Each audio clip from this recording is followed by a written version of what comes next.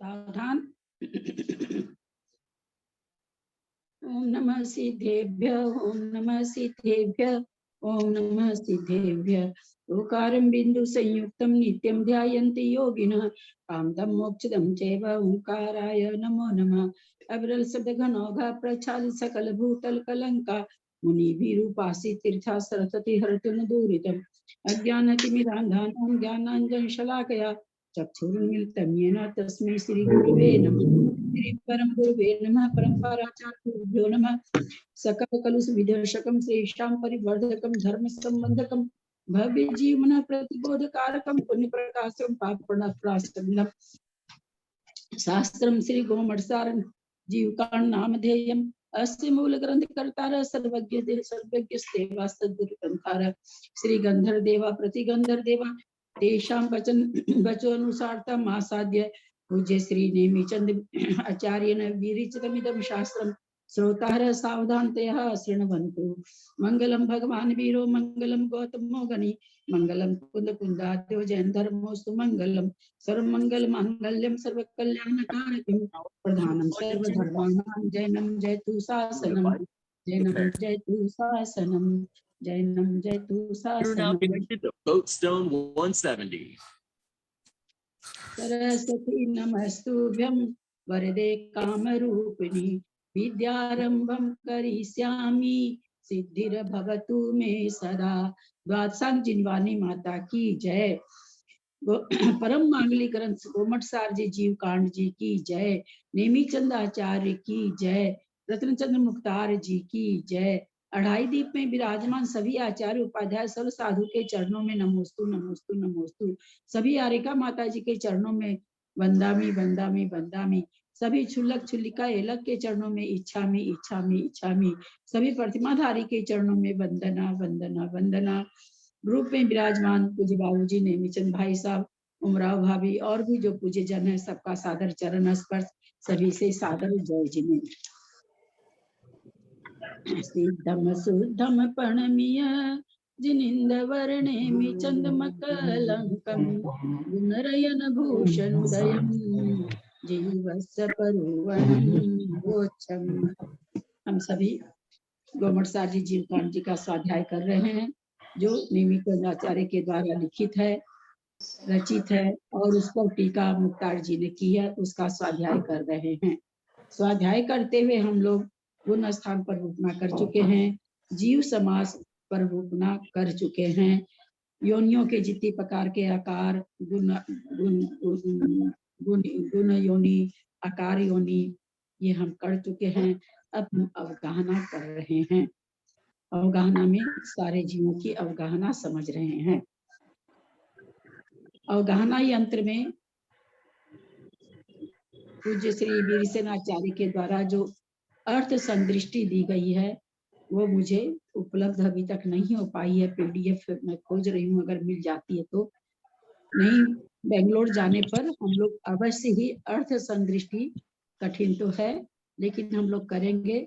जिसको भी थोड़ा सा गुना भाग करना आता है वो अवश्य ही समझ पाएगा। अन्यथा हम कम से कम मूल आचार्य की मूल चीज को हम लोग अवश्य सुनेंगे, अवश्य उसकी भाषण करेंगे। वहां शायद मैंने इसकी बुक मंगा रखी है, मुझे ऐसा याद आ रहा है कि मैं मंगा रखी हूँ अर्थ संदृष्टि की। अर्थ संदृष्टि तो इसमें है, अर्थ संदृष्टि मुख्तार जी ने नहीं दी है, वो वीरसेनाचार्य की है। अगर पीडीएफ मिल जाती है तो यहाँ भी जब तक है होगी शुरू तो हो जाएगी, नहीं तो मुझे पूरा याद है कि बेंगलोर में है, वहां जाके फिर उसको आगे करेंगे। अभी हम 4 गाथा को 97, 98, 99, 100 गाथा का हम लोग अर्थ भी समझ चुके थे। जो हमने अवगाहना यंत्र समझा है उसके प्रति किसी का कोई प्रश्न है क्या? नहीं तो आज हम लोग गाथार्थ और उसका विशेषार्थ पढ़ें। इसमें लीना जी का प्रश्न था,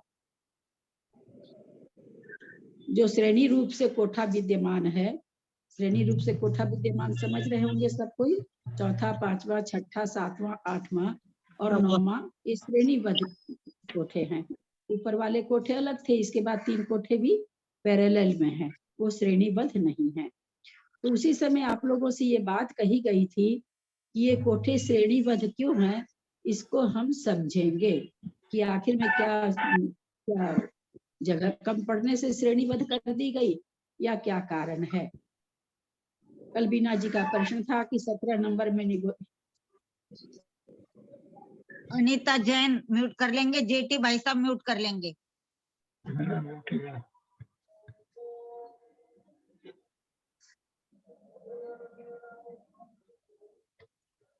कल उनका प्रश्न था निगोदिया 17 नंबर, फिर निगोदिया 18 नंबर, फिर निगोदिया 19 नंबर। ऐसे क्यों है? 20 नंबर वायु का एक, 21 नंबर वायु का अलग अलग कोठे में क्यों है? तो हम लोगों ने समझा था, कौन बताएगा? ऊपर जो शुरू के 3 कोठे हैं उसमें वृद्धि किस रूप है? अब गहना में जो वृद्धि हो रही है निगोदिया से वायु का एक से तेज का एक से जल का एक से पृथ्वी का एक, इनमें आपस में वृद्धि का क्रम क्या है? गुणित क्रम से हो रही है। नहीं, पहले वालों में गुणित क्रम से थोड़ी है। पहले में तीनों में गुणित क्रम से है, आप भी लास्ट बार भी, उसके बाद श्रेणीबद्ध है वो। जितना पूछे उसके बाद क्या है, मैंने अभी नहीं पूछा है। मैंने सिर्फ ये पूछा है कि वहां 3 कोठे में जो वृद्धि है वो किस प्रकार से है। गुणित उत्तर इसका मोटी मतलब 100% में आप तो 5% उत्तर दे रहे हैं, असली बात तो आपने कही नहीं। वो संख्यात गुण है। 4 तरह से वृद्धि बताई गई थी, कैसे कैसे कौन बताएंगे? मैं बताती हूँ। गहना में वृद्धि हो रही है, मतलब 4 तरह से तुलना की जाएगी वृद्धि में, और 4 तरह की तुलनात्मक विश्लेषण कौन कौन सा था? अभी ये होगा क्या, सभी अपर्याप्तक है, सभी सूक्ष्म है, सभी जगन्य अवगाहना और सभी एकेंद्रीय है। बोलिए कैसे है? 4 तरह की अवगाहनाओं का तुलनात्मक विश्लेषण किया जाएगा। ये शुरू दिन से अवगाहना यंत्र चला है, जब से बताया जा रहा है। तो 4 प्रकार किसको याद है? जो विशेषता है वो है क्या? नहीं, अवगाहना का तुलनात्मक विश्लेषण। एक तो ये एकेंद्रीय है, एकेंद्रीय की अपेक्षा सूक्ष्म की अपेक्षा यही है ना, जो 4 चीजें थी ना, एकेंद्रीय, सूक्ष्म, अपर्याप्त। वो तो उसमें 4 विशेषता, 4 चीज वो अलग थी। मैं क्या कहना चाह रही हूँ, जैसे जो तुलनात्मक विश्लेषण, ग्रुप में बहुत सारे लोग बैठे हैं ना, एक दूसरे से तुलनात्मक कर सकते हैं, ये उनसे लंबे हैं, ये उनसे नाटे हैं, ये उनसे गोरे हैं, ये उनसे काले हैं, इसको कहा जाता है तुलनात्मक विश्लेषण, है ना। तो इसमें 4 तरह का तुलनात्मक विश्लेषण बताया गया था, किसको याद है? एक तो पर्याप्त या प्राप्ति के हिसाब से, अवगाहना के लिए, अवगाहना, मात्र अवगाहना के लिए, सूक्ष्म ये सब नहीं, मात्र अवगाहना की विश्लेषण कैसे? जो अवगाहना को ऐसे बताया था आपने कि वो शंभु रमन द्वीप में कमल की अवगाहना सबसे ज्यादा थी। नहीं, एकदम रोकिए, एकदम रोकिए, बहुत समय बर्बाद जाता है। यह बताया गया था कि अवगाहना में जब वृद्धि हो रही है, 2 तरह की वृद्धि हो रही है। 2 तरह की वृद्धि याद है क्या? गुणित रूप से जो वृद्धि हो रही है वो 2 प्रकार से हो रही है, 2 तरह की हो रही है, याद है दोनों? एक वृद्धि हो रही है आवली का असंख्यातवां भाग, एक वृद्धि हो रही है पल्ले का असंख्यातवां भाग। ठीक। जो वृद्धि हो रही है पल्ले का असंख्यातवां भाग से भी हो रही है, क्योंकि गाथा में भी आ चुका है ये, हम लोग जो गाथा पढ़ चुके हैं उसमें भी आ गया है ये चीज। और एक वृद्धि हो रही है जो आवली के असंख्यातवां भाग पर मान। तो ये जो वृद्धि हो रही है, किससे किसमें जाने पर कितनी वृद्धि है, किससे किसमें आने पर कितनी वृद्धि है, ये हम पूछना चाह रहे हैं आप लोगों से। इसमें 4 तरह का चीज आया था, 4 मतलब वृद्धि का क्रम 4 आया था। कि किससे किस में जाने में, किससे किस में आने में, ये कौन सा बताया गया था? ये 4 तरह से इसका विश्लेषण किया गया था। सूक्ष्म से सूक्ष्म में जा रहा है, सूक्ष्म से बादर में जा रहा है, बादर से बादर में जा रहा है, बादर से सूक्ष्म में जा रहा है। जैसे निगोदी प्रथम कोठा है, सूक्ष्म है निगोदिया, सूक्ष्म वायुकायिक में जा रहा है तो कितनी वृद्धि होगी। फिर मान लीजिए कि 5 नंबर में सूक्ष्म पृथ्वी कायिक है, छठे कोठे में वो बादर में जा रहा है, पृथ्वी कायिक में कह दो अथवा वायु कायिक में कह दो, तो वहां सूक्ष्म से बादर का तुलना हो रहा है। पहले कोठे के आपस में क्या, सूक्ष्म का सूक्ष्म से तुलनात्मक विश्लेषण है अवगाहना का, और आपस में एक दूसरा कोठा जब हम देख रहे हैं तो सूक्ष्म से बादर की अवगाहना का तुलना की जाएगी। उसी दूसरे कोठे में बादर से बादर का हो जाएगा। उसी दूसरे कोठे से पहले कोठे की तुलना, मान लीजिए कोई तेजकायिक जीव है, बादर तेजकायिक जीव है और सूक्ष्म वायुकायिक में आ रहा है अथवा सूक्ष्म तेजकायिक में आ रहा है, तो उसकी वृद्धि कितनी होगी, उसकी अवगाहना में जो वृद्धि होगी किस क्रम से होगी, इसको कहते हैं तुलनात्मक अवगाहना का तुलनात्मक विश्लेषण। कि सूक्ष्म से निगोदिया जीव, सूक्ष्म निगोदिया जीव सूक्ष्म वायुकायिक बन रहा है, उसकी अवगाहना में कितनी वृद्धि होगी। अथवा कोई सूक्ष्म पृथ्वी कायिक है, आगे बादर वायु कायिक बन रहा है, तो उसकी अवगाहना में कितनी वृद्धि होगी। अथवा कोई बादर वायु 2-3 इंद्रिय जीव है, वो तेज कायिक में, सूक्ष्म तेज कायिक में आ रहा है, तो उसकी वृद्धि कितनी होगी। अथवा कोई बादर से 3 इंद्रिय 4 इंद्रिय में जा रहा है, अथवा बादर तेज कायिक बादर जल कायिक में जा रहा है, तो उसकी वृद्धि का प्रमाण क्या होगा, अवगाहना की वृद्धि का प्रमाण क्या होगा। ये 4 चीज आप लोगों को शुरू दिन से ही बताई गई थी कि 4 तरह से इसमें हम चीजों को जानेंगे कि वृद्धि, जो वृद्धि हो रही है वो किस क्रम से हो रही है। क्योंकि उनका प्रश्न भी था वीना जी का, और ये बताना भी, ये तो हम पहले बता चुके थे, खाली श्रेणी के लिए कहा, उस दिन हम छोड़े थे कि भाई श्रेणी क्यों बनी है इनकी, इसका एक विशेष कारण है।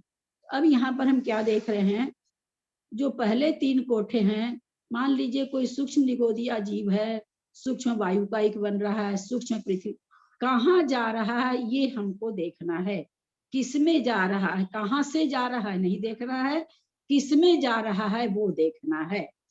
सूक्ष्म निगोदिया जीव सूक्ष्म पृथ्वी कायिक में जा रहा है, सूक्ष्म निगोदिया जीव छोड़ दीजिए, कुछ भी नहीं बोल रहे, कोई जीव सूक्ष्म पृथ्वी कायिक में आ रहा है, तो उसकी जहां से भी वो आ रहा हो वहां से उसकी अवगाहना का क्या क्या प्रमाण रहेगा, बोलते हैं पल्ले का, सॉरी आवली का असंख्यात्मा भाग प्रमाण बढ़ेगी, उसकी अवगाहना आवली के असंख्यात्म भाग बढ़ेगी। कोई सूक्ष्म से बादर में जा रहा है तो पल्ले का असंख्यात्मा भाग वृद्धि होगी, पल्ले का संख्यात्मा भाग छोटा है, आवली का संख्यात्मा भाग बड़ा है ना। ना नहीं, पल्ले बड़ा होता है ना आवली से, तो पल्ले का संख्यात्मा भाग बड़ा है, आवली का संख्यात्मा भाग छोटा नहीं, बहुत छोटा है, छोटा नहीं कहेंगे, बहुत छोटा, राई और हिमालय पर्वत के जैसे इसको कह सकते हैं, इतना अंतर, बहुत अंतर है। सूक्ष्म से सूक्ष्म में जा रहा है तो आवली का संख्यात्मा भाग, बादर से सूक्ष्म में आ रहा है तो भी आवली का असंख्यात्मा भाग। क्या कहा गया कि कहाँ जा रहा है ये देखना है, जिस तरह से आनुपूर्वी में कहाँ जा रहा है ये, वो जैसे कहते देवगत्यानुपूर्वी, जो देव शब्द है वो देव रहा होता है, नरक गत्यानुपूर्वी नरक में जा रहा होता है, तो उसी तरह से यहाँ पर जा कहाँ रहा है ये देखना है। जैसे गत्यानुपूर्वी में ये नहीं देखा जा रहा कि वो कहाँ से आ रहा है, ये कहा जा देता है कि देव गत्यानुपूर्वी में देवगति में अन्य से, देवगति विग्रह गति में, देवगति में आने वाले जीव के पूर्व के शरीर का आकार रहे, आकार या अवगाहना रहेगी, जो भी आकार रहेगा, अब वहां ये नहीं बताया गया कि मनुष्य का आकार रहेगा कि त्रियंच का आकार रहेगा, केवल ये कहा गया कि भाई विग्रह गति में आकार कौन सा रहेगा जीव का, तो बोले देव गति में जो आ रहा उससे पहले जो उसका आकार था। वहां ये नहीं कहा गया कि त्रियंच का आकार रहेगा कि मनुष्य का आकार रहेगा। तो उसी तरह से यहाँ आ किस में रहा ये देखना है। अगर सूक्ष्म से सूक्ष्म में आ रहा है, बादर से सूक्ष्म में आ रहा है, तो सबकी अवगाहना में बढ़ोतरी कितनी होगी, आवली के असंख्यात में भाग प्रमाण। वहीं अगर कोई बादर में आ रहा है अथवा बादर से बादर में आ रहा है तो अवगाहना कितनी बढ़ेगी, पल्ले के असंख्यात में भाग प्रमाण। ये हुआ हमारे 3 कोठे का विवेचन कि कोई भी जीव कहीं आ रहा तो इसको समझना, इसलिए समझे कि हम श्रेणी वाले कोठे को समझ पाए। अब ये श्रेणीबद्ध कोठा क्यों आ गया और आया तो इस तरह से 17 नंबर फिर 18 नंबर निगोद का नीचे आ गया। चौथा कोठा किसका है, किन जीवों का है, सूक्ष्म किन पर्याप्तक, जीवों का, सूक्ष्म पर्याप्तक पर्याप्तक का, जगन्य अवगाहना। पर्याप्तक का है। हाँ। अब सूक्ष्म पर्याप्तक का है, 5वां किसका है, बादर नहीं, सूक्ष्म अपर्याप्तक, सूक्ष्म अपर्याप्तक का है यहाँ पर। पर्याप्त तो यहाँ पर उत्कृष्ट अवगाहना। हाँ, उत्कृष्ट अवगाहना, पर्याप्तक सूक्ष्म का तो चलेगा, उत्कृष्ट अवगाहना। तो यहाँ पर श्रेणीबद्ध में क्या है, श्रेणी वाले जो कोठे हैं यहाँ पर न पल्ले का असंख्यातवां भाग बढ़ेगा न आवली का असंख्यातवां भाग बढ़ेगा। इस कारण से चूंकि निगोदिया जीव का निगोदिया जीव से तुलना होगी तो इसलिए 17 नंबर निगोदिया से 18 नंबर के निगोदिया की अवगाहना कितनी ज्यादा होगी, तो कहते हैं सा अधिक होगी। उस सा अधिक, प्रश्न उठ सकता है कि सा अधिक भी होगी तो बीच में कुछ आ जाता, उसके बीच में दूसरे जीव की अवगाहना नहीं बैठ रही है, क्योंकि वायु का एक जीव है, वो 18 19 के बाद 20वां भेद है, यानी उसके बीच में वायु का एक जीव की अवगाहना नहीं बैठ रही है। किसकी, जो क्या नाम है सो पर्याप्तक, सूक्ष्म पर्याप्तक की जगह अवगाहना उसके बीच में नहीं आ रही है। तो इसलिए बीच में पहले क्या देखा गया कि निगोदिया की ही अवगाहना आ रही है, इस कारण से 17 18 19 हुआ। यहाँ अवगाहना कैसे बढ़ती है, जैसे मान लेते हैं निगोदिया 17 नंबर निगोदिया की अवगाहना 20 है, 20 मान लेते हैं कि 20 है, समझने के लिए अंक संदृष्टि में तो आगे होना चाहिए इसमें। तो 18 नंबर वाले की कितनी होगी, तो यहाँ यह कहा गया कि उसी जीव की अवगाहना में उसी जीव की अवगाहना का असंख्यातवां भाग जोड़ दीजिए। अब 20 है 17 नंबर वाले की, फिर कहते उसी अवगाहना का संख्यातवां भाग, असंख्यात हम 10 मान लेते हैं तो 20 का संख्यातवां भाग 2 हो जाएगा, यानी 18 नंबर जीव की अवगाहना कितनी होगी, 20 और 2 22 होगी। तो इस श्रेणी वाले जितने कोठे हैं इनकी अवगाहना में उन्हीं की पहले वाले जीव की अवगाहना में पहले वाले जीव की अवगाहना का संख्यात्मक भाग जोड़ने से उसके आगे के जीव की अवगाहना निकलती है, जो कि ऊपर कैसे निकल रही थी, या तो आवली का असंख्यात्मक भाग से गुना कर रहे थे या आपल्य के असंख्यात्मक भाग से गुना कर रहे थे। तो जो 17 18 19 निगोदिया जीव आया है, जो आप लोगों को प्रश्न था कि 17 के बाद 20 कैसे, तो 17 18 19 ये तीनों जब अवगाहना देखी गई तो ये देखी गई कि ये निगोदिया की ही आ रही है, वायु कायिक की नहीं आ रही है। इस तरह से इस अवगाहना ऐसे क्यों आ रही है, इसका कोई मतलब कोई लॉजिक नहीं है, बस अवगाहना ऐसे पाई जाती है। ये कोई मतलब तीर्थंकर भी कोई इसका लॉजिक नहीं, ऐसे उनके ज्ञान में झलका कि अवगाहना इस तरह से पाई जा रही है। तो श्रेणी का मतलब यहाँ पर साधिक है और बाकी 6 कोठे का मतलब गुणित क्रम से है, पल्ले का असंख्याता भाग या आवली का असंख्यातवां भाग। इतनी बात समझ में आई कि नहीं, इसमें कोई प्रश्न है तो आप लोग पूछ सकते हैं। एक बार 17 वाले का जो आपने श्रेणी वाले के जो कोठे बताए हैं एक बार और रिवाइज करिए, एक बार और। 1 मिनट फोन आ जाता है बीच में तो सारा कट जाता है, एक बार हाँ सारा ही छूट जाता है। हाँ, श्रेणीबद्ध ये यहाँ पर ये श्रेणी में क्यों आए ये कोठे, वैसे पैरेलल में आना चाहिए था, तो पैरेलल में जो कोठे हैं उनमें गुणित क्रम से वृद्धि हो रही है। गुणित क्रम में भी क्या है, आवली का संख्यात्मक भाग और पल्ले का असंख्यात्मक भाग। जो श्रेणी में संध्या कुर्सी उठा के बसता संध्या।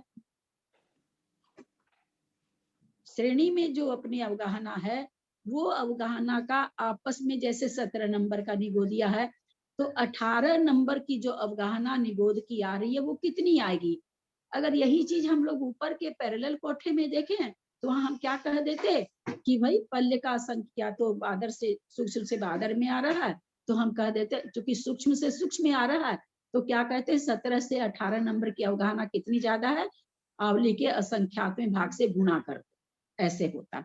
लेकिन यहाँ क्या है 17 नंबर से 18, जैसे एक शंका हुई कि भाई 17 नंबर निगोद का आया तो 18 नंबर वायु का आना चाहिए था, 19 नंबर तेज का आना चाहिए था, ऐसे आना चाहिए था। क्यों नहीं आया कि ये देखा गया कि 17 नंबर निगोदिया जीव की जो अवगाहना है उसके बाद 18 नंबर की जो अवगाहना है वो भी निगोदिया जीव की ही पाई जा रही है, वायु कायिक की नहीं आ रही है। उसके बाद 19 नंबर की अवगाहना भी निगोद की पाई जा रही। ऐसा क्यों हो रहा है, क्योंकि यहाँ जो अवगाहना बढ़ रही है सा अधिक, क्या शब्द आया यहाँ पर कि सा अधिक बढ़ रही, यानी जो 17 नंबर की अवगाहना उससे थोड़ी ज्यादा 18 की है, उससे थोड़ी ज्यादा 19 की है, उससे थोड़ी ज्यादा 20 की है, उससे थोड़ी ज्यादा 21 की है। थोड़ी ज्यादा कौन सी ज्यादा, तो जिससे जिसकी भी अवगाहना हम निकालना चाह रहे हैं, मान लीजिए हम अवगाहना निकालना चाह रहे हैं 31 नंबर पृथ्वी की, तो हम क्या करेंगे 30 नंबर पृथ्वी की जो अवगाहना है उस अवगाहना में उसी की अवगाहना का असंख्यात्मक भाग और जोड़ देंगे। मान लीजिए 20 है उसकी अवगाहना और असंख्यात 10 है, तो 20/10 यानी 2, और 20 उसकी अवगाहना है तो 22 हो गई। यानी 30 नंबर पृथ्वी की अवगाहना अगर 20 फुट इंच जो भी हुआ है तो 31 नंबर की 22 हो जाएगी। तो यहाँ पर सा अधिक हो रही है। 20 को अगर 2 से गुना करते तो 40 होता, हाँ अब अगर गुना करते तो 40 होता, लेकिन यहाँ गुणित नहीं हो रही है, सा अधिक प्लस को कहते हैं हमेशा जोड़ा जा रहा है, तो 30 से 32 हुई। तो यहाँ श्रेणी में जितनी भी अवगाहना है ये सा अधिक है। अपने से पहले वाले की अवगाहना से तुलना करेंगे। ऐसा नहीं कि 17 नंबर निगोदिया को से की अवगाहना को में हम जोड़ करके और किसकी कर दिए नीचे 31 नंबर पृथ्वी की कर दिए, वैसे नहीं करना, नंबर वाइज अवगाहना बढ़ेगी। तो यहाँ पर इसलिए ये श्रेणी में आया है और जो पैरेलल में है वहां गुणित क्रम से है। समझ में आया सबको? हाँ। कोई प्रश्न है तो पूछ सकते हैं अभी, क्योंकि अब हम प्रश्न ये प्रश्न मेरा है कि जैसे ना सूक्ष्म जीव हैं, जैसे ऊपर में भी सूक्ष्म जीव हैं और ये पहले कोठे में भी सूक्ष्म जीव हैं, उसके बाद में फिर चौथे कोठे में भी सूक्ष्म जीव हैं और 5वें भी सूक्ष्म जीव हैं, 6ठे में भी सूक्ष्म जीव हैं। तो इन सूक्ष्म जीवों में क्या अंतर है, मतलब ये ऐसा क्यों लिया गया सूक्ष्म जीवों को, और नाम वही है वायु के? चौथा कोठा क्या नाम है, सो किसका है बताइए तो, कौन बताएंगे? चौथा पर्याप्तक का है, सूक्ष्म पर्याप्तक का है। सूक्ष्म पर्याप्तक। जघन्य, अब समझ आया, अब याद आ गया। अपर्याप्तक की उत्कृष्ट अवगाहना है। छठा कोठा सूक्ष्म पर्याप्तक की उत्कृष्ट अवगाहना है। चार तरह से घटाते हैं ना, अवगाहना 4 तरह से घट रही है ना, जघन्य, उत्कृष्ट, है ना, अपर्याप्त और पर्याप्त, 4 तरह से घट रही है ना। अपर्याप्त की 2 तरह की बताएंगे, पर्याप्त की 2 तरह, तभी तो 16 का 64 हो गया। अवगाहना टोटल कितनी है, टोटल अवगाहना कितनी प्रकार की बताई गई, 16 तरह की। 16 अवगाहना यंत्र में 16 कोठा, 16 तरह के जीवों की अवगाहना कितनी प्रकार से बताई गई, 64 प्रकार से। तो एक की 4 प्रकार से बताई गई, पर्याप्त की जघन्य और उत्कृष्ट, अपर्याप्त की जघन्य और उत्कृष्ट। भूल गए आप? कल मैं भूल गई थी, ठीक है। हाँ नहीं मैं भी पहले दिन पढ़ी थी तो भूल गई थी। दीदी मेरे को एक बात पूछनी थी, 18 की आपने 17 से साधिक बताई है ना, 18 निगोद की, 18 नंबर के निगोद की हाँ साधिक बताइए। तो जो 19 नंबर का है निगोदिया, उसकी 18 साधिक होगी? हाँ 18 से साधिक होगी। फिर 20 नंबर का जो वायु है वो 19 नंबर की निगोदिया से साधिक होगा। ठीक है। फिर 20 21 नंबर नंबर वायु है वो 20 नंबर की वायु से साधिक होगा। फिर 22 नंबर वायु है 21 नंबर की वायु की अवगाहना से साधिक होगा। फिर तेज का एक जीव है 23 नंबर का, वो वायु का एक जीव की अवगाहना से, मान लीजिए वायु का एक जीव की अवगाहना हम 22 नंबर के वायु का एक जीव प्रतिष्ठित प्रत्येक की, सॉरी प्रत्येक पर्याप्त प्रत्येक की उत्कृष्ट अवगाहना बता, प्रत्येक वायु काय की उत्कृष्ट अवगाहना 22 नंबर की है। अब इससे हमको क्या निकालना है, क्या नाम है, सो जल तेज काय के निकालना, तो 23 नंबर है वो। तो इसमें क्या करेंगे, 22 नंबर की वायु की अवगाहना हम मान लेते हैं 40 फीट है। तो 40 फीट में 40 फीट और 40 फीट का असंख्यात्मक भाग, असंख्यात हमने 10 माना, 40 को 10 से भाग देंगे तो 4 आएगा। तो 23 नंबर तेज काय की वायु की, तेज काय की अवगाहना कितनी हो गई, 44 हो गई। 4 प्लस कर दिया उसने। हाँ, साधिक प्लस करने को साधिक कहा जा रहा है, गुना नहीं किया जा रहा है, जोड़ा जा रहा है। हाँ, ठीक है, वो पहले भी 2 प्लस किया। चल कुछ और धीरे धीरे आ जाएगा। धीरे धीरे धीरे कुछ पूछना है?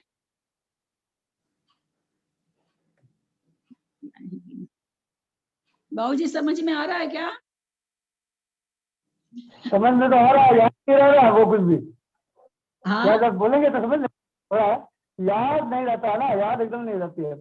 हाँ, ठीक नहीं है। बाबूजी, याद तो नहीं रहता, याद भी नहीं रहता बाबूजी। एक बार 2 बार में समझ में भी नहीं आता, मेरे को भी मतलब थोड़ा, मेरे को 2-3 बार इसको दोहराना पड़ा। याद तब हुआ, समझ में आ गया पहली बार में, लेकिन बस याद करने के लिए कि मैं आप लोगों को समझा सकूं, तो उसके लिए मेरे को 2-3 बार करना पड़ा। नहीं होता याद बाबूजी, याद तो सचमुच में नहीं होता, समझ में आने के बाद भी याद नहीं होता है। एक तो शब्द सब ऐसे मुंह पर ही नहीं आते हैं जल्दी। आगे चले। ललिता जी, अवगाहना ये लंबाई चौड़ाई हुई क्या? आगे चलिए। हाँ है क्या चीज? अवगाहना ये लंबाई चौड़ाई हुई क्या इसकी? हाँ, अवगाहना लंबाई चौड़ाई मोटाई तीनों चीज है ना। वैसे अपने लोग साधारण भाषा में तो अवगाहना का मतलब खाली लंबाई ले लेते हैं, जैसे कहते हैं ना भाई, बाहुबली जी की अवगाहना कितनी थी, तो 525 धनुष थी, है ना, ऐसे बोल देते हैं। लेकिन आकाश के प्रदेश वो कितने घेर रहे थे, तो 525 लंबे, अब वो चौड़े जीतते रहे होंगे, मोटे जीतते रहे होंगे। जैसे हम लोग एक छड़ी को खड़ा करें तो एक छड़ी लंबी है उतना ही, एक हम मान लीजिए इसी पुस्तक को हम ऐसे करें तो ये ऐसे भी आकाश का प्रदेश ले रही है, ऐसे भी आकाश का प्रदेश ले रही है, और ऐसे भी ले रही है ना, इधर वाले भी ले रही है, यहाँ वाले भी ले रही है, यहाँ वाले भी ले रही है, तो 3 तरह से ले रही है। तो तीनों तरह का गुना करके जो आएगा, मान लीजिए इसको हम मान लेते हैं 2 फीट ऐसे मान लेते हैं, 4 फीट ऐसे मान लेते हैं, 2 फीट ऐसे मान लेते हैं, 1 फीट ये मोटाई मान लेते हैं। तो कितना आकाश का प्रदेश घेर रहा, 4 गुना 2 गुना 1, 4 दूनी 8, 8 के 8, यानी 8 घन फीट जगह ये आकाश के प्रदेशों की ले रहा है। तो इसको कहेंगे हम इस पुस्तक की अवगाहना। तो ये सूक्ष्म जीवों की भी इतनी अवगाहना होती, कैसे लेते हैं ये लोग? इसीलिए तो अर्थ संदृष्टि बताना चाह रहे हैं आप लोग को। अगर मेरे को, मुझे तो याद है कि है वहां पर, समझ में कितना आएगा नहीं जानती हूँ, क्योंकि थोड़ा सा मैथमेटिक्स, पूरा ही मैथमेटिक्स है, थोड़ा सा क्या है, पर भाव भासना बहुत होगी। बिना समझे भी जब समझेंगे कि एक माचिस की तिल्ली जो हम दीपक जलाने के लिए 5 ठो माचिस की तिल्ली जला लेते हैं, जब जानेंगे उसका भेद, जब जानेंगे उसकी चीजें, तो दीपक जलाना भूल जाएंगे। ये पट पट पट, लाइटर जलाया, अग्नि जलाई, एक बार नहीं जला, दूसरा लाइटर, तीसरा बार लाइटर, चौथा बार लाइटर, उस लाइटर में जो अग्नि की छोटी सी चिंगारी निकली, उसका जब आप रहस्य जानेंगे अर्थ संदृष्टि से, तो मन तो यही करेगा कि आज से हम लाइटर छुए ही नहीं। बस इतना ही आपको मोटे रूप में कह सकते हैं, जो कि वीरसेनाचार्य की है, मूल है। हम उसको जरूर देखेंगे। मुझे पूरी तरह से याद है कि मैंने बुक मंगाई थी, होगी जरूर। 14 को हम जा ही रहे हैं, तो 2-4 नहीं होगी तो फिर मैं कोशिश करके भैया से मंगाऊंगी जरूर। आप लोग को दिखाना तो जरूर है, ताकि हम लोगों के थोड़ी सी परिणामों में थोड़ी सी सावधानी तो आए, कम से कम। बच तो नहीं सकते हम लोग, थोड़ी सी सावधानी आए। दीपक जलाते यूं करते हैं, पहली बार हम सावधानी कर लेंगे कि उस माचिस की तिल्ली को बहुत बहुत सेफ करके जलाएंगे, बहुत सेफ करके। ये सावधानी हमारे कम से कम आ जाएगी। हम आरंभ परिग्रह से नहीं बचेंगे, लोग उस आरंभ परिग्रह में बहुत अंतर आएगा जब हम वीरसेन आचार्य की अर्थ संदृष्टि देखेंगे। तब वो कुछ वहां लिखा हुआ कुछ नहीं, खाली मैथमेटिक्स है, लेकिन उस मैथमेटिक्स से ये हमें पता चलेगा कि हम कर क्या रहे हैं, हम कैसे जीवों की हिंसा कर रहे हैं, किस तरह से जीवों की हिंसा कर रहे हैं। हम तो सूक्ष्म सूक्ष्म कहते हैं, सूक्ष्म किसी का बिगाड़ता नहीं। छोड़िए ना सूक्ष्म, बादर को समझेंगे उसमें, हम उसको बादर को समझेंगे, हम सूक्ष्म को नहीं, सब सूक्ष्म तो समझेंगे। अर्थ संदृष्टि में वो तो आएगा, तो वो तो खैर ना हमसे हानि, हमको भी हानि नहीं पहुंचाता, हम भी हानि नहीं पहुंचाते, वहां तक की तो कोई गणना ही नहीं है, वो तो केवल समझने। बादर को हम समझेंगे कि हम क्या कर रहे हैं 24 घंटा में, और जो जितना ही अंदर से सहमेगा, जितना ही अंदर से ग्रहण करेगा, उसका जीवन थोड़ा ना थोड़ा तो बदल के रहेगा। अर्थ संदृष्टि जानने के बाद थोड़ा ना थोड़ा जीवन बदल के रहेगा। मेरी कोशिश पूरी रहेगी। यहाँ मेरे पास, मैंने आज मैसेज डाला भी है कि मुझे PDF चाहिए, अगर आ जाती है तो मैं फिर वहां जाके मैं आप लोगों को स्क्रीनशॉट करके सारा भेज दूंगी। मेरे पास अगर बुक निकल गई तो फिर आप लोग उसका कागज निकाल लीजिएगा, और हम लोग पढ़ेंगे जरूर उसको, समझ में जितना भी आए। तो माचिस इस्तेमाल करनी चाहिए, माचिस इस्तेमाल करनी चाहिए, लाइटर की जगह माचिस इस्तेमाल करनी चाहिए। ये हमने कहाँ बताया जी? नहीं, लाइटर तो बहुत बारी, कई बारी वो करना पड़ता है ना, माचिस तो एक बारी में जल जाएगी। तो सारी चीज के लिए कहे कि एक भगवान की बत्ती जलाने के लिए 5 बार माचिस जला लेते हैं, एक बार गैस जलाने के लिए पट पट पट पट पट पट करते जाते हैं लाइटर को, बिना सावधानी से। कई बार हम लाइटर ऐसे कर लेते हैं, वो गैस से सटा नहीं रहता, पट पट पट पट पट पट पट पट पट पट, फिर ध्यान जाता है तो थोड़ा सा सटाते हैं तो एक बार में जल जाता है। इस क्रियाओं से बचेंगे, मतलब सावधानी से करें। हाँ, इन क्रियाओं से बचेंगे। हम ये कहना चाह रहे हैं कि ऐसी वो बहुत बहुत हॉरिबल वर्णन है भाई, बर्दाश्त होने लायक नहीं है, बर्दाश्त से बाहर का वर्णन है। तो अपने लोग जरूर पढ़ेंगे उसको, अभी तो नहीं है मेरे पास, अभी अपने लोग आगे अभी इस ग्रंथ का आप लोग कोई पढ़े। प्रणाम आंटी, हमको एक पूछना था कि 64 अवगाहना यंत्र आप बताएं, तो पहला, दूसरा, तीसरा कोठा को हम लोग जब उस दिन बोलना सीखे थे ना कि सूक्ष्म निगोदिया का अपर्याप्त जगन्य, सबसे भूल गई मैं। हाँ, सब बोलवाए थे आप, तो वो 64 कैलकुलेशन हम लोग कर लिए थे। फिर ये चौथा, पांचवा, छठा इस तरह का कोठा क्यों बनाया गया वापस से आंटी, जबकि 64 तो कैलकुलेशन वहां हम लोग का हो ही रहा है। कहाँ हो रहा? ये बताने के लिए कि वहां 16 जो अवगाहना आई है, वहां पर पल्लिका और आवलिका संख्या तो वहां भाग गुणनफल है, और बाकी जो नीचे श्रेणी में जो 6 कोठे आ रहे हैं वहां पर सा अधिक है, इसलिए। अच्छा, तो ये अवगाहना यंत्र बनता तो ये टोटल कैसे बनता है? एक मिनट बेटा, इस 16 में तुमको हम लोग बताए, यहाँ पर आ थोड़ी गई अवगाहना 64, अवगाहना तो 16 ही आई ना। जैसे पहला कोठा सूक्ष्म लब्ध अपर्याप्तक जीव की, अपर्याप्तक जीव की, सूक्ष्म अपर्याप्तक वायुकाई की, एक ही अवगाहना आई ना यहाँ तो 16 ही अवगाहना आई, और अवगाहना है 64, तो 64 बतानी पड़ेगी ना। अच्छा, और जो हम लोग ये जो बोलना सीखे, जो सूक्ष्म निगोदिया पर्याप्तक जगन्य अपर्याप्तक, उसको मतलब हमको काउंट नहीं करना, वो मतलब केवल बोलने के, हमको बोलना कैसे वो आने के लिए, वो क्या नहीं बोलना कैसे, काउंट तो करना ही है, तभी तो 64 हो रहा है ना। जैसे पहले कोठे की 5 अवगाहना हम तो आज ये 5 अवगाहना बोलेंगे तब तो हमारे मन के अंदर भी रहेगी। मन के कई चीजें ना मन के अंदर हमारे बहुत बसी रहती है, लेकिन जब हम उसको समझना चाहते हैं तो उनको समझ में नहीं आती है, थोड़ा सा उच्चारण उसमें जरूरी होता है।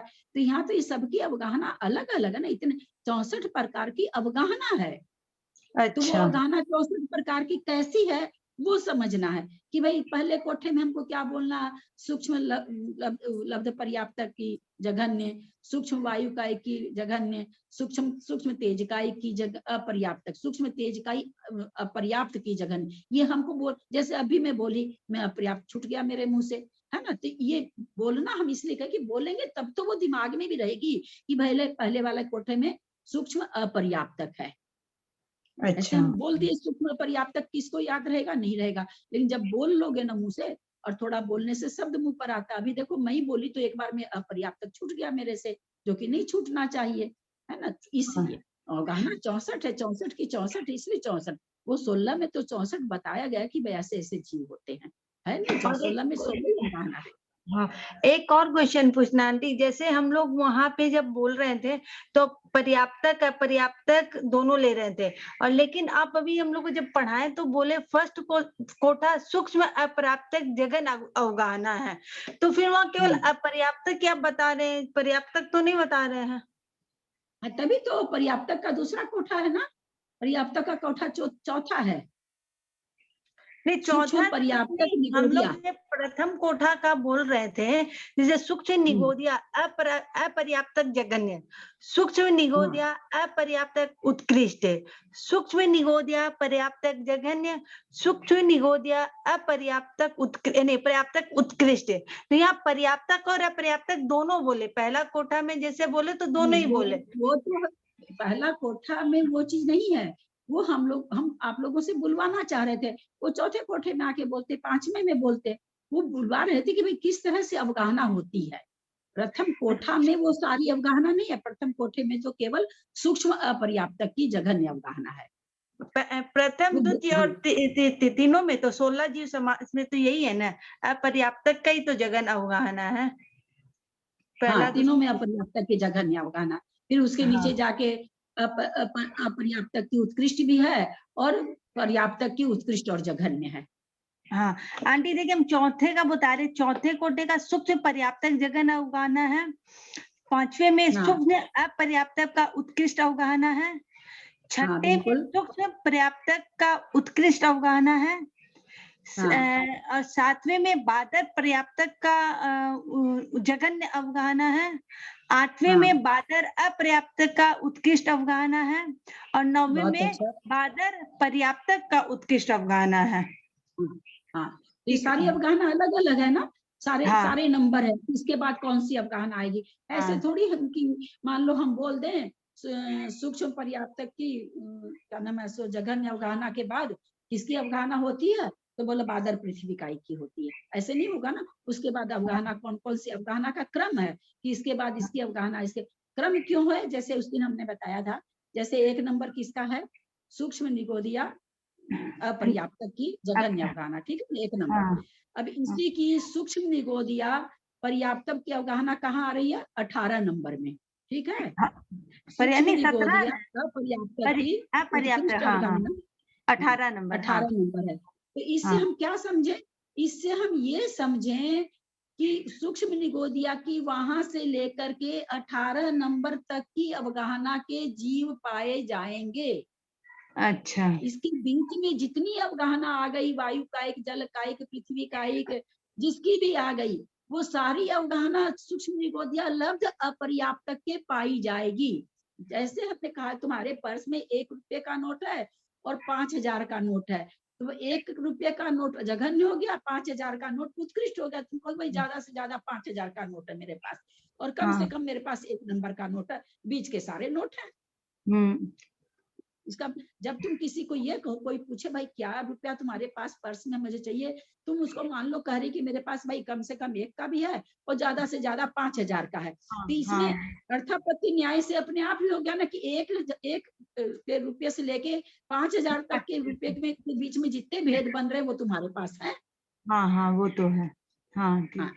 उसी तरह से यहाँ पर फिर ये हुआ क्या कि जैसे फिर निगोदिया से मतलब 1 नंबर से 18 नंबर के बीच में जो जितने जीव है तो कोई भी हो सकते हैं, मतलब पृथ्वी, जल, अग्नि, वायु की निगोदिया ही होंगे, कुछ भी हो सकते हैं। सबके अलग अलग, हम खाली सूक्ष्म निगोदिया लब्ध पर्याप्तक की बात यहाँ कह रहे हैं तुमको। अच्छा, अभी खाली निगोदिया समझाए, फिर वायुकायिक को ले, उसके बाद वायुकायिक है। अब वायुकायिक 2 नंबर में है, तो वायु कायिक की निगोदिया जीव से कितनी अवगाहना ज्यादा होगी? 21 में आएगा, अपर्याप्तक में हो गया। जो पूछ रहे हैं उसको जवाब दो प्रीति, तुम्हारे क्या? से ऐसे जवाब की उम्मीद नहीं रहती है। अभी थोड़ी देर पहले मैंने सारी चीज समझाई है, उसी परिप्रेक्ष्य में हम पूछ रहे हैं। 1 नंबर निगोदिया जीव से वायु 2 नंबर के वायु कायिक जीवों की अवगाहना कितनी होगी? 2 नंबर वायु कायिक की। इन्हें आंटी आवली के संख्या अधिक। बोलो बोलो, ठीक है, बोल रही हो। आवली क्या संख्या भाग इसीलिए बुलवाना चाहते हैं, इसीलिए बुलवाना चाहते हैं। उस निगोदिया जीव की जितनी अवगाहना है उसको क्या करेंगे, आवले के असंख्यात्मक भाग से गुणा कर देंगे, तो उतनी अच्छा। पाई जाएगी वायु कायिक की। वो वायु कायिक की जघन्य, यानी उससे कम अब वायु कायिक की नहीं पाई जाएगी, लेकिन जो निगोदिया जीव है उसको उसकी वो अवगाहना पाई जाएगी कि नहीं?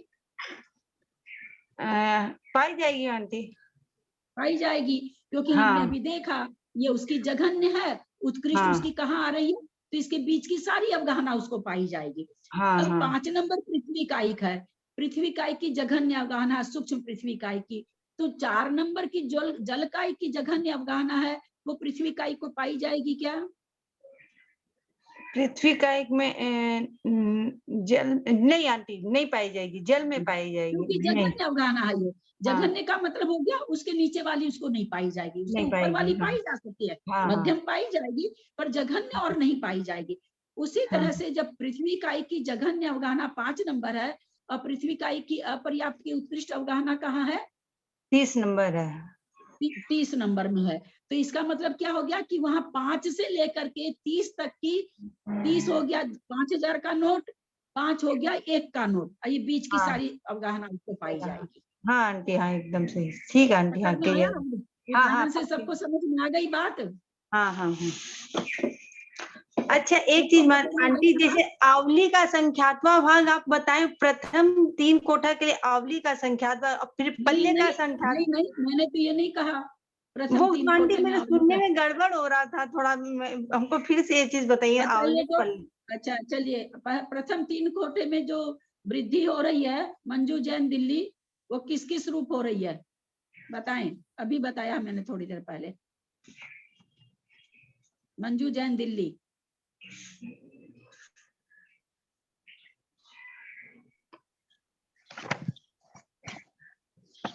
पहले कोठे से लेकर के 16 तक, पर निगोदिया जीव के सूक्ष्म से सूक्ष्म में जाते हैं हम, तो आवली का संख्यात्मक भाग गुणित वृद्धि होती है, और फिर जब हम सूक्ष्म से बादर में जाते हैं या बादर से बादर में जाते हैं तो पल्ले का संख्यात्मक भाग वृद्धि होती है। बहुत सुंदर, बहुत सुंदर। हमको इसमें देखना क्या है कि जीव कहाँ, जैसे हमने कहा ना कि अनुपूर्वी में हम क्या देखते हैं, कहाँ से आ रहा है नहीं देखते, कहाँ जा रहा है ये देखते हैं। तो उसी तरह से यहाँ पर जीव जा कहाँ रहा है, सूक्ष्म में जा रहा है कि बादर में जा रहा है? अगर वो कहीं से आ रहा हो, बादर से आ रहा हो, प्रत्येक से आ रहा हो, अपर्याप्त से आ रहा हो, पर्याप्त से आ रहा हो, पंचेंद्री से आ रहा हो, 4 इंद्री से आ रहा, कहीं से भी आ रहा, हमको उससे मतलब नहीं है। मतलब यहाँ पर क्या है कि अगर बादर से, यहाँ जो प्रत्येक जीव है जो केवल पर्याप्त अपर्याप्त जो तीसरा कोठा के बाद तो सारे जीव, तीसरे कोठे वाले तो सारे जीव बादर ही हैं। इसलिए यहाँ पर क्या समझना है कि कोई बादर से बादर में जा रहा, और बादर से क्या नाम है, सूक्ष्म में बादर से सूक्ष्म में कोई जीव जा रहा है, तो वहां ये नहीं देखना कि कहाँ से आ रहा है, सूक्ष्म में कोई जीव आ रहा है कहीं से, तो आवली का असंख्यातवां भाग से गुणित होगा। सूक्ष्म से सूक्ष्म कहाँ से आ रहा है हमको नहीं देख रहा है, सूक्ष्म से आ रहा है कि बादर से आ रहा है, ये पहले हम कह दी कि देखना ही नहीं है। ये हम समझने के लिए बोलते कि क्वेश्चन मन में खड़ा हो सकता ना, कि बादर से सूक्ष्म में आ रहा है, तब आप कहते हैं कि आवली का संख्यातवां भाग पड़ेगा।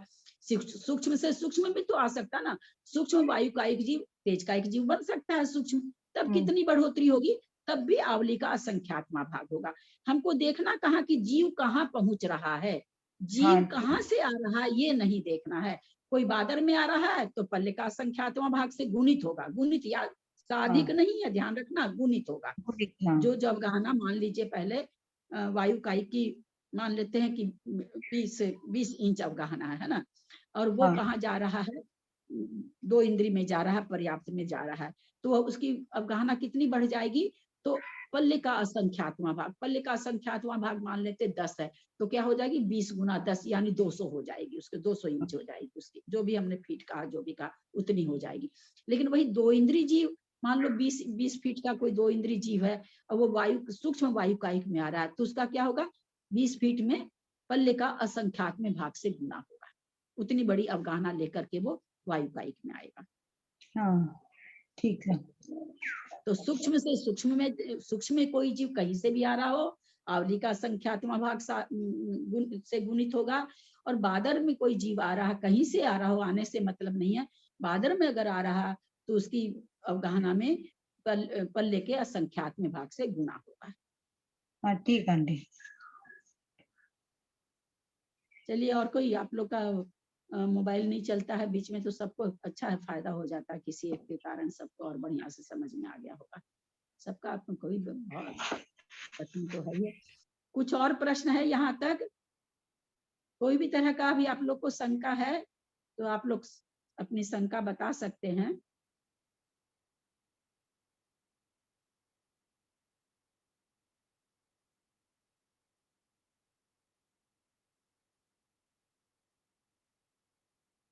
चलें आगे चलें? चले दीदी आगे चले। समय ही हो गया। थोड़ा सा इसका गाथार्थ पढ़ लें, जो भी। कुसुम जी आप पढ़िए, गाथार्थ पढ़िए। अब इस क्योंकि अपने 4 इसमें कर चुके हैं, 4 का अपने फोटो से कर चुके हैं, तो थोड़ा 4 का ग्रंथ पढ़ लेते हैं पहले। लता जी मैं निकलूंगी, आप दूसरे से करवाइए प्लीज, वो 10 मिनट में खत्म होने के बाद में दूसरा काम ताल बात बना रही हूँ काम सुनते सुनते। और किसी से बुलवाइए, आप गाथार्थ बुलवा रहे हैं ना? मैं बोलूं? सूक्ष्म निगोद पर्याप्त वाला ही ना? गाथार्थ पढ़वा रहे हैं ना? हाँ आप कोई पढ़िए। सॉरी मैं पढ़ूं दीदी? हाँ पढ़िए ना, कोई भी पढ़िए। सूक्ष्म निगोद अपर्याप्तक, सूक्ष्म वायु कायिक अपर्याप्तक, सूक्ष्म तेज कायिक अपर्याप्तक, सूक्ष्म अपकायिक अपर्याप्तक, सूक्ष्म पृथ्वी कायिक अपर्याप्तक, बादर वायु कायिक अपर्याप्तक, बादर तेज कायिक अपर्याप्तक, बादर अपकायिक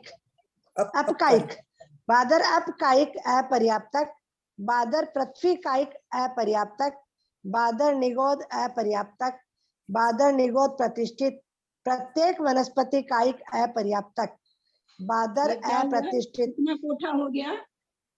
क्या कोठा हुआ यहाँ तक? 2 आंटी 3 कोठा हो गया।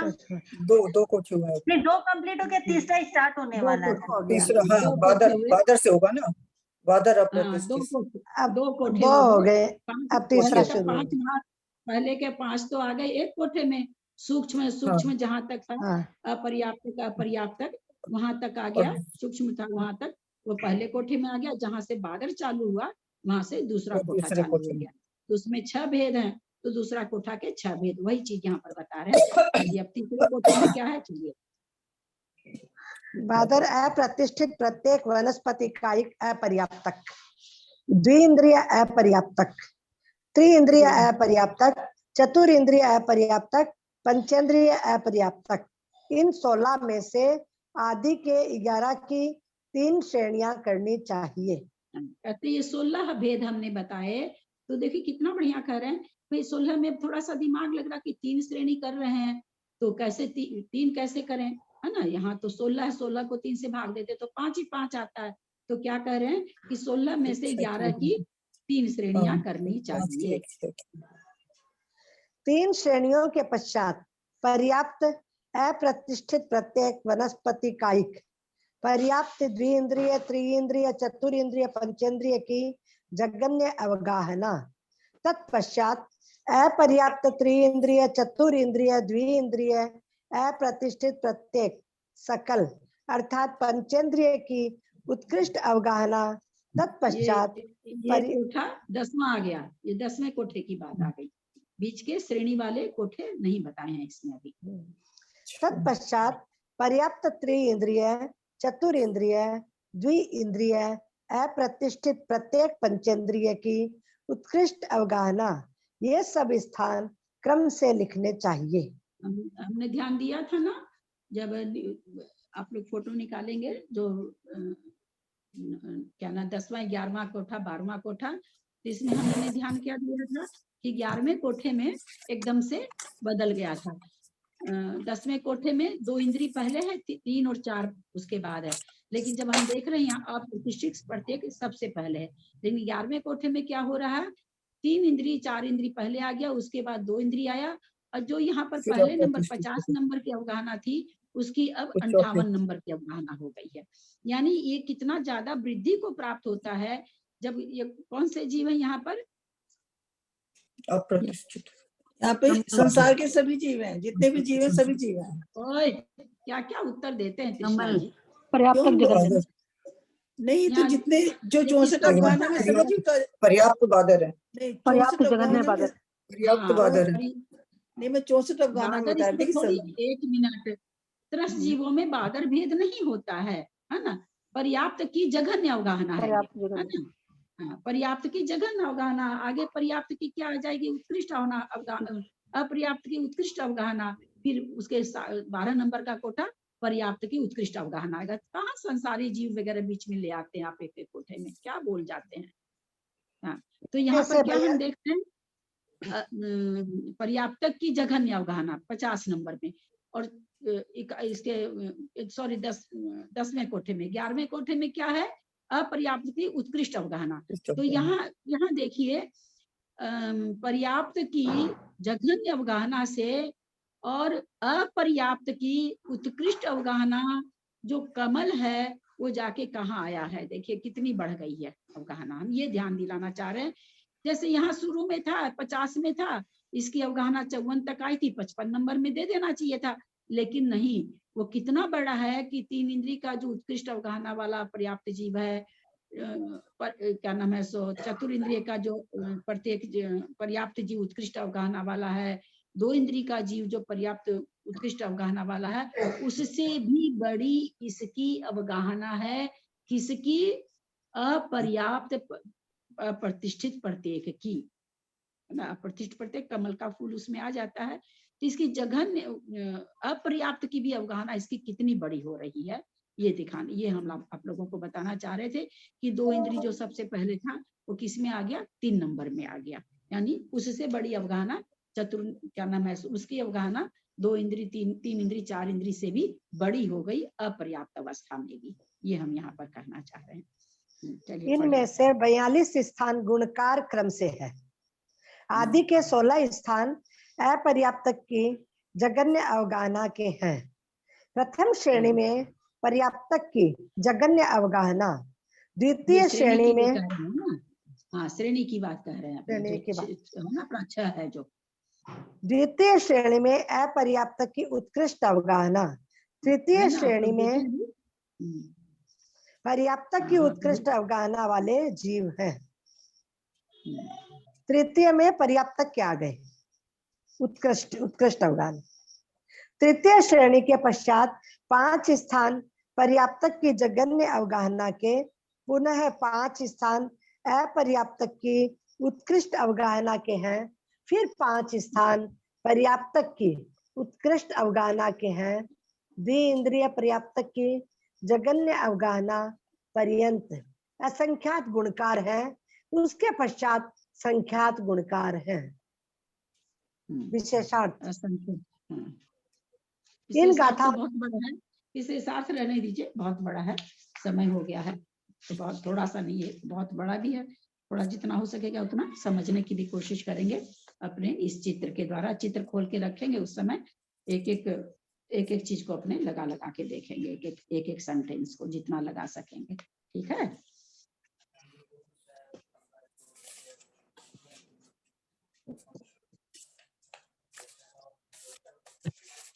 थोड़ा सा बहुत थोड़ा होता है ना बहुत थोड़ा होता है 1 घंटा कैसे बीत जाता पता ही नहीं चलता है, और कहीं पर ट्रेन का अगर 10 मिनट वेट करना पड़ता तो 10 मिनट लगता है, पता नहीं 10 घंटा हो गया। एक बार अच्छे से समझ में आ गया ना, फिर दिक्कत नहीं पड़ेगी। हाँ ठीक बात है, फिर समझ में आता चला जाएगा। अब तो थोड़ा टाइम जरूर लगेगा, यद्यक्षरमात्रा पदवाक्यहीनं मया प्रमादादि किञ्चनोक्तं तन्मे क्षमित्वा विदधातु देवी सरस्वती केवलबोधलब्धिं बोधि समाधि परिणाम शुद्धि स्वात्मोपलब्धि शिव सौख्य सिद्धि चिंतामणिं चिंतित वस्तुदाने त्वां वन्द्यमानस ममास्तु देवी जवानी के ज्ञान ते सुजे लोकालो सोबानी मस्तक चढ़ो सदा दे तुम दो हे जिनवानी भारती कोई जपू दिन रैन जो तेरा शरणा गए सो पावे सुख चैन देव भजू अरहंत को गुरु से हो निर्ग्रंथ दया धर्म पालू सदा ही मोक्ष का पंथ द्वासंग जिनवानी माता की जय। 9 बार नमोकार।